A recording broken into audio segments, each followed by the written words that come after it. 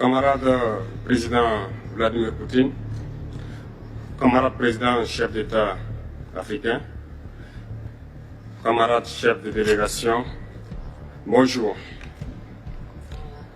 C'est un honneur pour moi ce matin donc de prendre la parole ici et de vous passer donc le salut fraternel du peuple du pays des hommes intègres. C'est aussi le lieu pour moi, avant tout propos, de rendre grâce à Dieu, Dieu Tout-Puissant qui nous a permis de nous réunir ici ce matin en bonne santé pour parler de l'avenir et du bien-être donc de nos peuples. Je m'en vais m'excuser auprès des anciens que je pourrais vexer dans mes propos à venir. Africanité oblige, les droits d'aînesse, je me dois de m'excuser. Camarades, j'ai quelques questions donc de ma génération, mille et une questions qu'on se pose. Mais nous n'avons pas de réponse. Et il se trouve qu'ici, nous pouvons laver donc notre linge sale parce qu'on se sent en famille. On se sent en famille en ce sens que la Russie est une famille aussi pour l'Afrique. C'est une famille parce que nous avons la même histoire. La Russie a consenti d'énormes sacrifices pour libérer le monde du nazisme pendant la Seconde Guerre mondiale. Les peuples africains, nos grands-pères, ont été déportés de force aussi pour aider l'Europe à se débarrasser du nazisme. Nous partageons la même histoire en ce sens que nous sommes les peuples oubliés du monde. Qu'ils soient dans les livres d'histoire, dans les documentaires ou films, on tend donc à balayer le rôle prépondérant qu'a joué la Russie et de l'Afrique dans cette lutte contre le nazisme. Nous sommes ensemble parce que actuellement nous sommes là pour parler de l'avenir de nos peuples, de ce qui va advenir demain, de ce monde libre auquel nous aspirons, de ce monde sans ingérence dans nos affaires internes. Nous avons les mêmes perspectives et je souhaite que ce sommet soit l'occasion donc de pouvoir tisser de très bonnes relations en vue d'un meilleur avenir de nos peuples. Les questions que mes générations se posent sont les suivantes, si je peux me résumer, c'est de ne pas comprendre comment l'Afrique, avec tant de richesses sur notre sol, avec une nature généreuse, de l'eau, du soleil en abondance, l'Afrique est aujourd'hui le continent le plus pauvre. L'Afrique est un continent affamé. Et comment se fait-il qu'un chef d'État traverse donc le monde à mendier? Voici des questions que nous nous posons et que nous n'avons pas de réponse jusque-là. Nous avons l'occasion de tisser de nouvelles relations. Et j'espère que ces relations puissent être les meilleures pour donner un meilleur avenir à nos peuples. Ma génération me charge aussi de dire que, par ce fait de pauvreté, ils sont obligés de traverser l'océan pour essayer de rallier l'Europe. Ils meurent dans l'océan.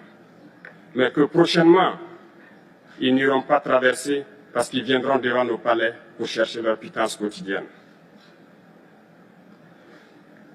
Pour ce qui concerne le Burkina Faso, aujourd'hui nous sommes confrontés depuis plus de 8 ans à la forme de manifestation la plus barbare, la plus violente du néocolonialisme, de l'impérialisme. L'esclavage qu'on tend encore à nous imposer. Nos dévanciers nous ont bien appris une chose. L'esclave qui n'est pas capable d'assumer sa révolte ne mérite pas que l'on s'apitoie sur son sort. Nous ne nous apitoyons pas sur nos sorts, on ne demande pas que quelqu'un s'apitoie sur notre sort. Le peuple burkinabé a décidé de lutter contre l'île terroriste en mesure de relancer son développement.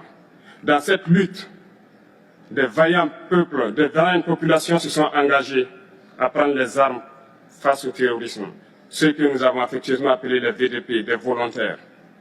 Nous sommes surpris de voir les impérialistes traiter ces VDP de milices et de tout type. C'est décevant, parce qu'en Europe, lorsque des peuples prennent les armes pour défendre leur patrie, on les traite de patriotes. Nos grands-pères ont été déportés pour sauver l'Europe. Ce n'était pas avec leur consentement, contre leur gré. Et bien au retour, on se rappelle bien qu'à Tiaroy, lorsqu'ils ont voulu revendiquer leurs droits élémentaires, ils ont été massacrés. Cela ne fait rien donc. Lorsque nous, peuple, nous décidions de nous défendre, on nous traite de milices. Mais là n'est pas le problème. Ce qui est le problème, c'est de voir des chefs d'État africains qui n'apportent rien à ces peuples qui se battent, mais qui chantent la même chose que les impérialistes en nous traitant de milices, en nous traitant donc d'hommes qui ne respectent pas les droits de l'homme. De quels droits de l'homme parle-t-on?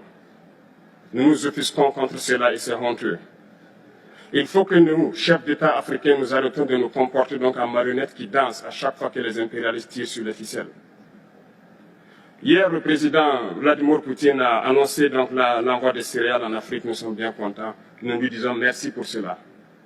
Mais aussi, c'est un message passé à nous, chefs d'État africains, parce qu'au prochain forum, nous ne devrons pas venir ici sans avoir assuré, pour ceux qui ne connaissent pas la guerre, l'autosuffisance alimentaire de nos peuples. Nous devons prendre l'expérience de ceux qui ont pu déjà atteindre cela en Afrique, tisser de bonnes relations ici et tisser de meilleures relations avec la Fédération de Russie pour pouvoir assouvir les besoins de nos populations. Je ne serai pas peut-être long, le temps imparti est très court. Nous sommes obligés de nous arrêter à un moment donné. Mais je voudrais terminer en disant que nous devons donc rendre hommage à nos peuples qui se battent. Gloire à nos peuples, dignité à nos peuples, victoire à nos peuples. La patrie ou la mort, nous vaincrons. Merci, camarades.